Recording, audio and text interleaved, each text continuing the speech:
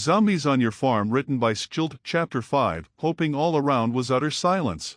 I listened to it, feeling a sense of emptiness inside me. Yes, we pulled through, again. Not a single creature managed to finish us off. But what awaited us ahead? Perhaps, I couldn't deny that, like Applejack, I was getting tired of this life. And there seemed to be no end in sight. We weren't broken, we would rebuild our defenses, complete the harvest, and erect a new torch. But after the fall of the old, crushing zombies under its weight and burning others in flames, something inside me seemed to have cracked a little more, as it did with every upheaval caused by enemy attacks. We were slowly but surely being squeezed. Each new attack fell on a defense that became less and less reliable. And our plants, theoretically, I should treat them as mere expendables, as they used to be just food, but now they had essentially turned into a living shield against zombies. But I increasingly began to see them as soldiers bravely giving their lives for our victories. And their numbers in our reserves were steadily decreasing, we simply couldn't grow replacements fast enough. All of this felt like some horrifying nightmare that just wouldn't come to an end. However, we still remained alive, and that was the main thing. Right now, I considered it most important to calm down, regain composure, and, in the end, gather my thoughts to figure out our next steps with a clear head. That's why I sat on the terrace of the carrot farm, located on a hill away from the apples barn, simply relaxing from the madness that had just transpired, gazing into the distance. From here, almost the entire Ponyville Valley was visible. Besides the fact that this building stood on an elevation, its terrace was on the second floor. I always liked the view from here, even though it had become desolate, lifeless, and consequently gloomy. Ponyville, visible to the northeast from here, was engulfed in the night's darkness and showed no signs of life. In the houses, whose outlines resembled ghosts roaming in the middle of the night, no lights were on, and the streets were deserted. But how beautiful it used to be here before the hordes of zombies invaded this world. The local spring captivated me. Everywhere it was green, in the sunlight, everything seemed truly enchanting, and the scents of blooming plants were simply intoxicating. Although, above all, it was the happiness among the local ponies that captivated me, which they were eager to share with everyone just like that. But now all of this was only a shadow of the past and dust. Reminiscing about the past life, I turned my gaze to Canterlot, looming very far, almost at the horizon, definitely to the north of Ponyville. Lights still flickered in it.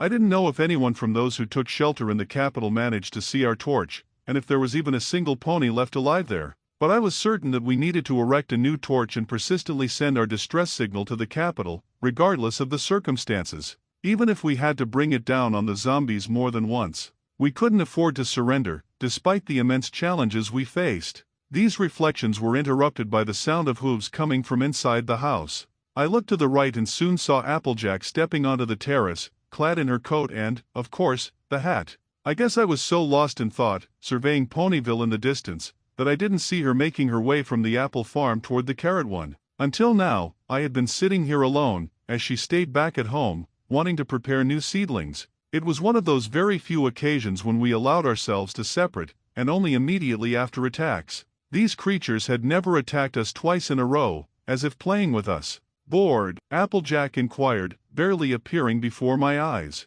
Her tone was as if our lives hadn't hung by a thread. Yeah, she was very resilient. A bit. I smiled briefly, to which she lifted her burden held in her left hoof and cheerfully announced, "Well, I fetched something to put a smile on your face." In her hoof, she held a mug, almost filled to the brim with cider. I had completely forgotten about it. "You were supposed to save it, saying we had an inviolable reserve," I joked. Indeed, we intended to keep those barrels of cider for the direst circumstances, and opening one after the torch was built was an exception to the rule. Although I had no idea how many we had, as my partner was in charge of keeping track. "This here's what we didn't get round to finish before all these walk-in compost showed up," the farmer replied, finishing her words with a grim tone aimed at our enemies. "I dumped it all in one mug, and thankfully, we got ourselves a full one. So, go ahead and drink, it's something that ought to be swirling in our bellies by now." Meanwhile, the ginger pony approached closer and placed the mug on the tea table right in front of the armchair where I was seated.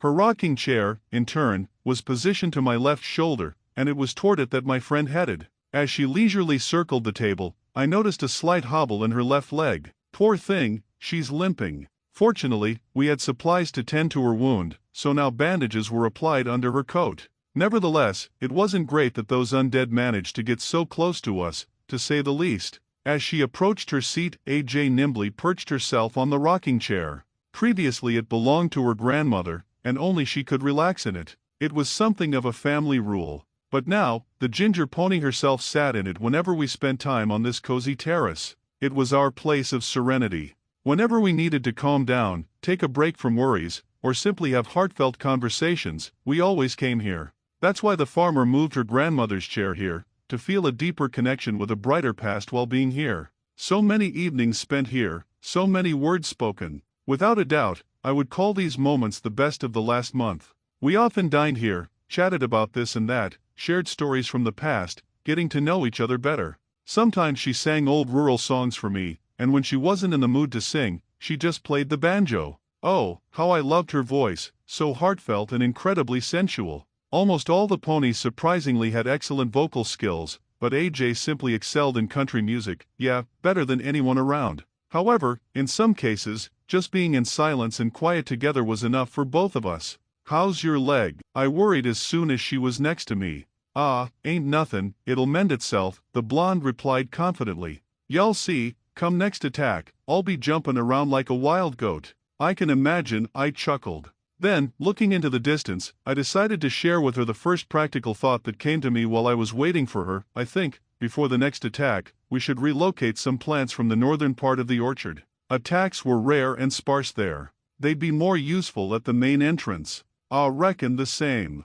Specially 'cause we likely ain't got time to make up for all we lost lately," she added to my point. Finally, her gaze fell on the mug, and she changed the subject. "Well, what in tarnation are you waiting for? Bottoms up." I didn't argue with her. The cider was already cold, whereas during the autumn, and especially in the winter chill, ponies usually warmed it up before drinking, similar to our mulled wine, but it was fine as it was. Each cider had its own unique touch, but in its cold state it was much better suited for quenching thirst in the heat and dry air. Taking a sip, I once again fixed my gaze on the abandoned Ponyville. And again, I felt that strange sensation that came over me every time I looked at these empty houses. The farm was surrounded by vast expanses, yet Applejack and I lingered here as if on a deserted island. Nonetheless, this island was strangely beautiful, even though peril loomed over us. One could think that amidst this monstrous mess, there was some kind of romance, the kind, however, that I wouldn't wish upon anyone. "Beautiful here," I uttered thoughtfully after a brief silence,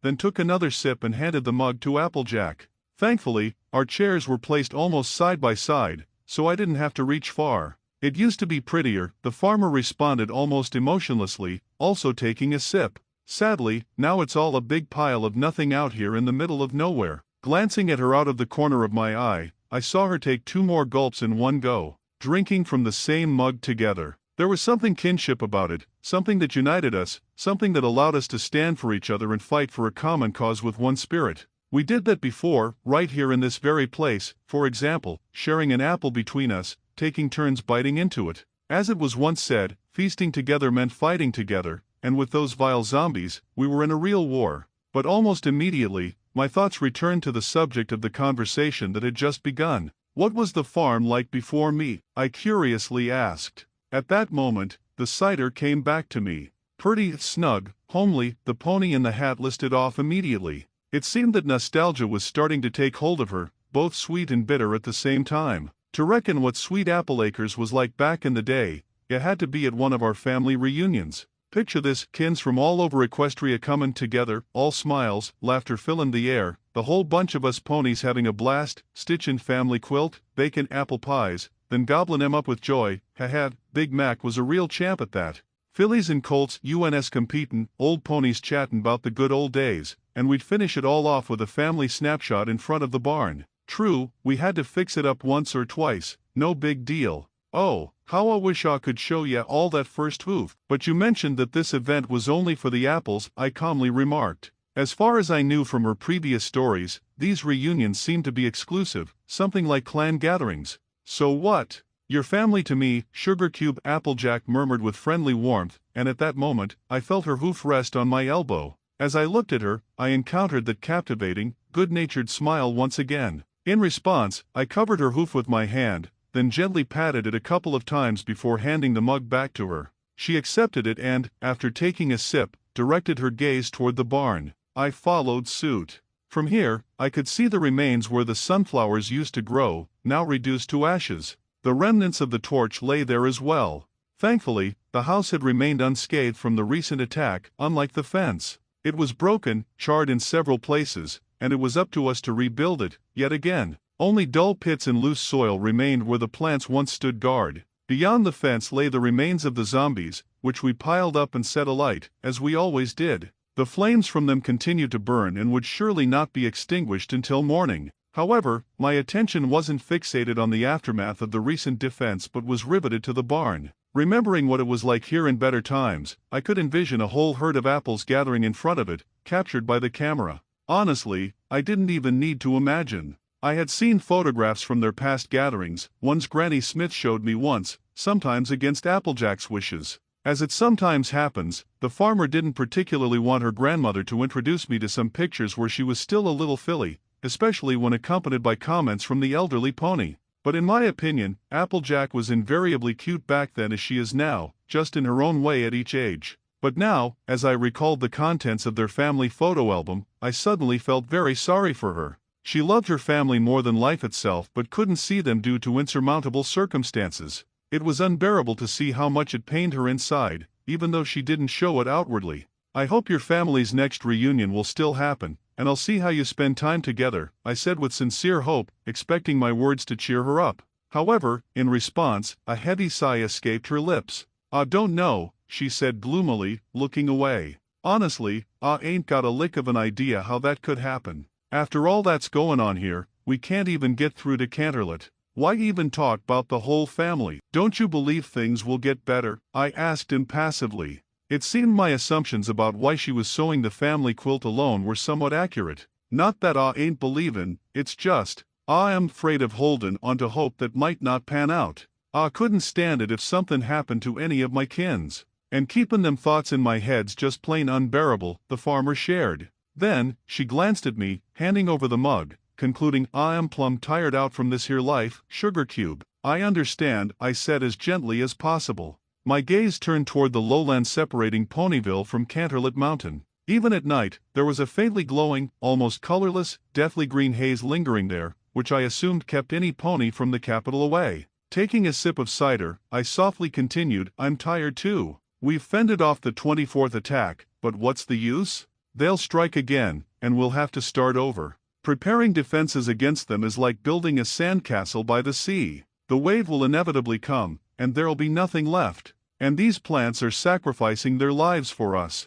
Do ya feel sorry for 'em too?" Applejack asked, a bit surprised. When I nodded in agreement, she glanced away and almost whispered, "I thought I was startin' to get as sentimental as Fluttershy. But I guess, you too." "They've long been more than just plants for us," I asserted confidently. "And we're not that different from them. We're tied to the farm like they are to the soil, needed only to protect the harvest, not knowing if those were safeguarding it for our alive or not. Zombies could have already reached the Crystal Empire, especially if the lights in Canterlot are deceiving us, and we're stuck here, far down south, like in a damn snow globe. And my world has probably long perished." "Yeah, miss your home, sometimes," I replied. Of course, I was never as happy anywhere as in Equestria, but life was good there. Nothing like today. But the most important thing was that I had prospects, there and here. And each of you had them too. But now there are none. No prospects, no hopes, nothing. Only ghosts of the past, a dimming glimmer of faith that somehow things will still work out, and hordes of walking dead.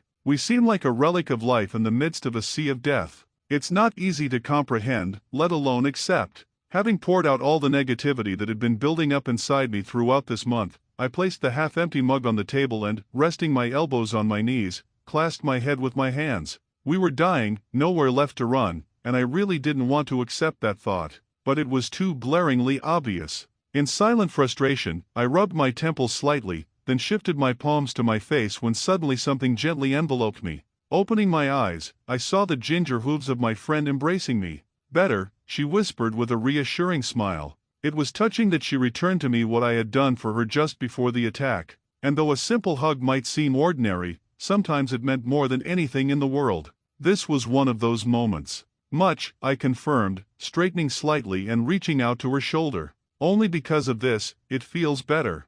Because we're together."